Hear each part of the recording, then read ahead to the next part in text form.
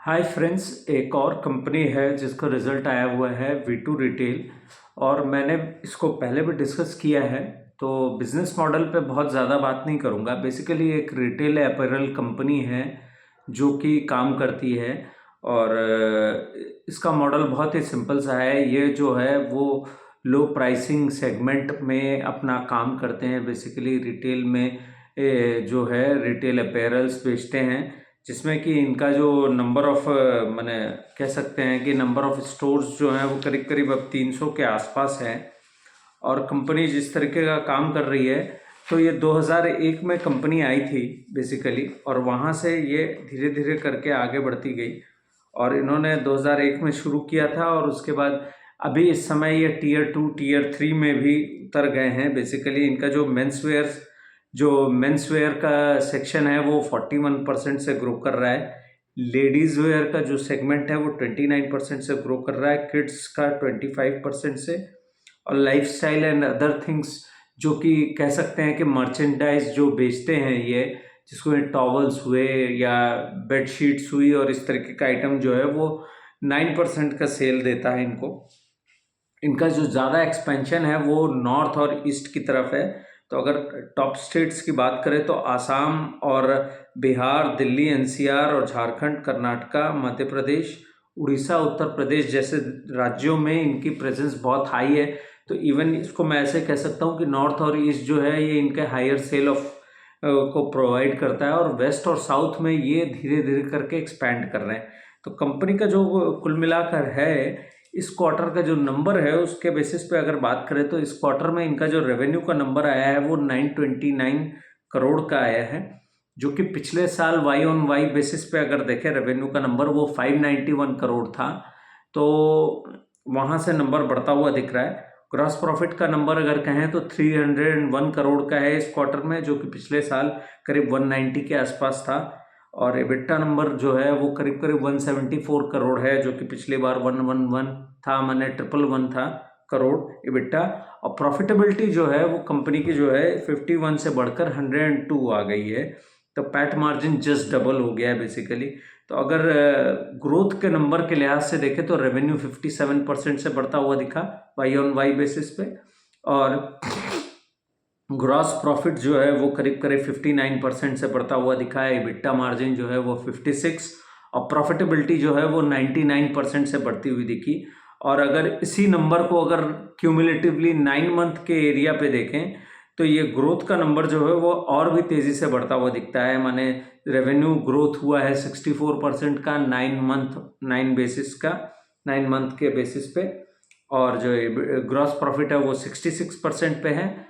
EBITDA level पे number बढ़कर 73% पहुंच जाता है, और प्रॉफिटेबिलिटी का नंबर जो है वो 144 करोड़ हो गया।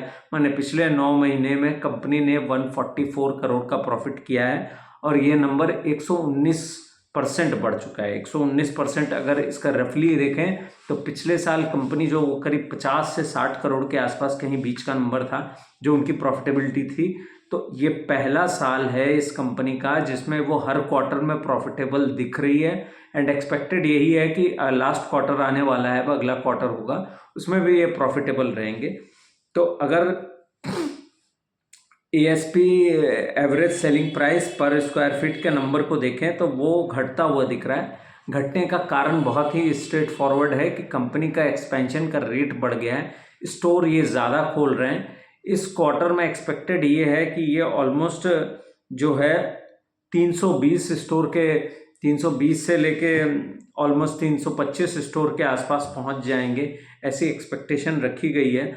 तो इस क्वार्टर में भी करीब करीब 30 से 31 स्टोर, 30 से 35 स्टोर कंपनी ऐड कर सकती है। 10 ऑलरेडी खोल चुके हैं इस क्वार्टर में।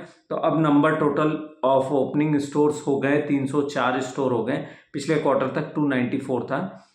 तो पिछले क्वार्टर का नंबर 294 था, और ये पिछले क्वार्टर में 259 था, और इस बार इस क्वार्टर की शुरुआत में 294 था। ये रिजल्ट जहाँ तक का है तो 294 था। उसके बाद ये बीते एक महीने में इन्होंने 10 और स्टोर खोल दिए, तो अब 304 पे इस समय खड़ा है। एक्सपेक्टेड है कि 320 से 25 के आसपास का ये नंबर क्लोज इन करता हुआ दिखेगा। तो वॉल्यूम ग्रोथ अगर देखें कंपनी का तो वो करीब करीब 48% है। एवरेज सेलिंग प्राइस जो है वो भी बढ़ता हुआ दिखा है। और इसको अगर आप इसके साथ भी देखें कि जो इनका जो नंबर होता है, एक इनका जो एवरेज बिलिंग नंबर है वो भी बम्प अप करता हुआ दिखा है। वो करीब करीब 364 के आसपास पहुंच गया है, जो कि यूजुअली 324 रहता है। तो उसका कारण ये है कि क्योंकि ये विंटर के सीज़न है और इसमें ये स्वेटर्स एंड जैकेट्स जैसी चीज़ों पे ज़्यादा ध्यान देते हैं, तो उसकी वजह से जो प्राइस इन है वो बढ़ता हुआ दिख रहा है। और क्यूमुलेटिवली एसएसजी का नंबर वो 10.4 पे है इस बार, और एमआरपी पे 92% अपना ग्रोथ करते हैं। तो बेसिकली कंपनी का ये है थॉट प्रोसेस, मैंने ये पूरा बिजनेस मॉडल है एक तरीके से, और काफ़ी एफिशिएंटली काम कर रहे हैं। एक्सपेक्टेशन इन्होंने 400 करोड़ का एक क्यूआईबी भी किया था, जिससे इन्होंने 300 करोड़ इन्होंने बताया कि 300 करोड़ का इन्होंने इस्तेमाल किया जो है वेंडर्स को क्लियर कर देने का पैसा। तो वेंडर्स के प्रीपेमेंट कर दिया है इन्होंने, और उससे क्या होता है, इनको अपने बिजनेस को काम करने में ज़्यादा हेल्प मिलती है। एक्सपेक्टेशंस गाइडेंस यही है कंपनी की, 50% के रफ्तार से ग्रो करेंगे सेल्स को अपने, और एसएसजी का नंबर भी वही 8 से 10% के बीच में रहेगा, यही कंपनी की गाइडेंस है। तो ऑलमोस्ट मैं ये मानकर चल रहा हूँ कि जो सेल ग्रोथ है वो ऐसे ही 50 से 60% के बीच में कहीं रहने वाली है। तो काफ़ी स्ट्रॉन्ग नंबर है वो। और साथ ही साथ कंपनी कोशिश ये करेगी 150 स्टोर खोले अगले एक साल में। तो ये साल, ये लास्ट क्वार्टर ख़त्म होने के बाद एक्सपेक्टेड ये है कि वो इसको खोलें।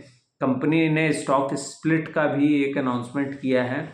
तो जो कंपनी का शेयर है वो अब 1:10 का रेशियो हो जाएगा, माने एक शेयर जो है वो स्प्लिट होकर 10 शेयर्स में बदल जाएगा। तो अभी तक इसका फेस वैल्यू 10 था, तो अब वो घटकर 1 हो जाएगा।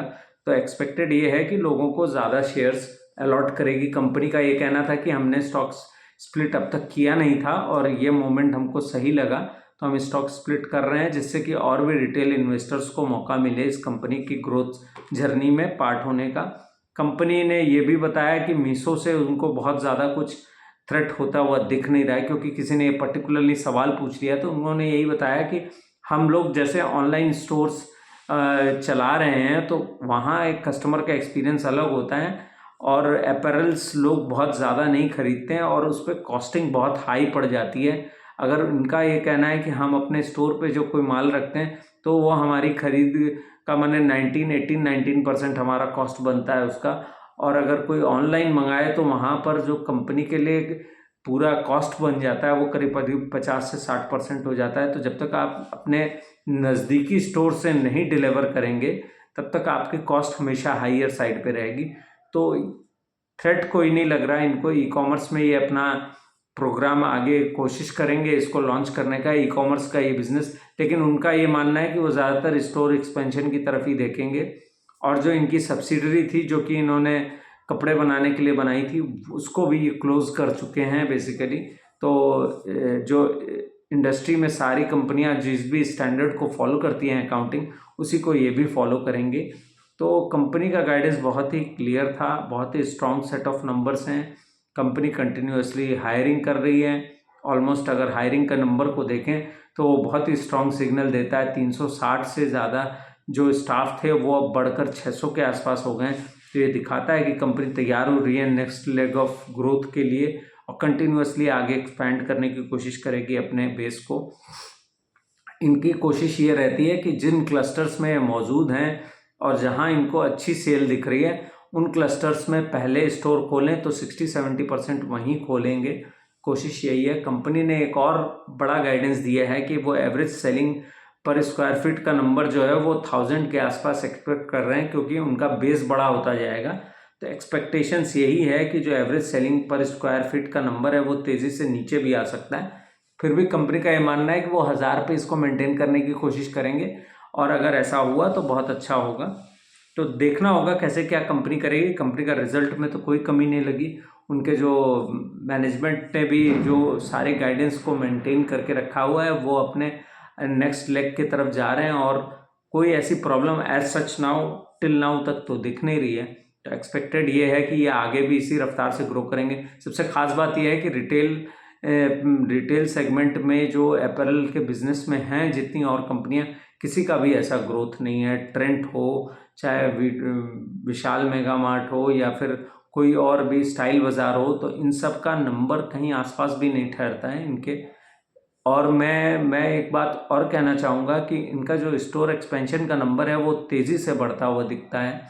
और जो ख़ास बात कंपनी की ये है कि वो कंटिन्यूअसली बड़ी तेज़ी से एक्सपेंड कर रहे हैं। मुझे याद है, मैं जब इस कंपनी को मैंने इसको देखना शुरू किया था मैंने, तो इनके स्टोर का काउंट शायद 175 या 180 के आसपास कुछ नंबर था। तो वहाँ से ऑलमोस्ट ये अब 304 पे हैं। और मैं ये कहूँगा कि ऑलमोस्ट 50% का गेन हो गया। वहाँ से स्टोर जो है वो 50% बढ़ चुके हैं।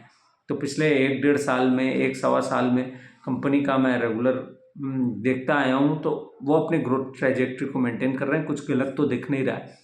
तो लेकिन कोई बाई सेल की रिकमेंडेशन नहीं करूँगा मैं आपको। आप अपना एनालिसिस ज़रूर करें। कोई बाई सेल की रिकमेंडेशन नहीं है किसी भी स्टॉक को लेके। कोई इस कंपनी से रिलेटेड या किसी और कंपनी से रिलेटेड आपका कोई भी सवाल हो तो ज़रूर पूछें। मुझे अगर उस बारे में इंफॉर्मेशन होगी तो ज़रूर आपकी हेल्प करने की कोशिश करूँगा। Thank you so much.